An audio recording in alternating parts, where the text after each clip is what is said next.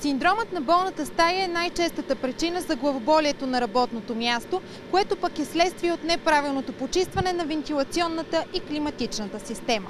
Възникват проблеми главно с дихателните пътища на хората, които работят.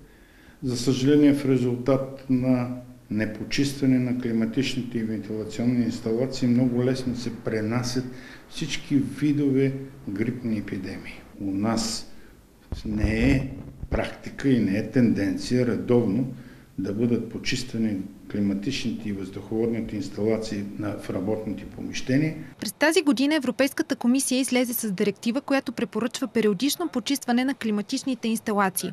У нас, за да има тя задължителен характер, трябва правителството да я одобри.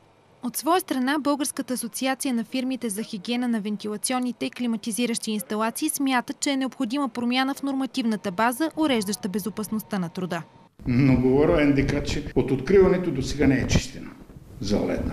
Според Европейската директива за административните сгради почистването би трябвало да се извършва на 2 години, за болници на 1 година, кухненски блокове на ресторанти и заведения за обществено хранене следва да се почистват по-често. Ние сме се натъквали на куриози.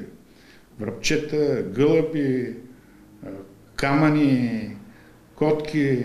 Инженер Цеков обяснява как би трябвало да се извършва почистването. Почистването на тези инсталации би трябвало да се извършва според новия стандарт. Според него би трябвало на обществени сгради да се извършва всяка година, да се извършва инспекция и съответно въз основа на резултатите от тази инспекция, замърсяването, което е установено, че съществува, да се планува едно, така да се каже, почистване.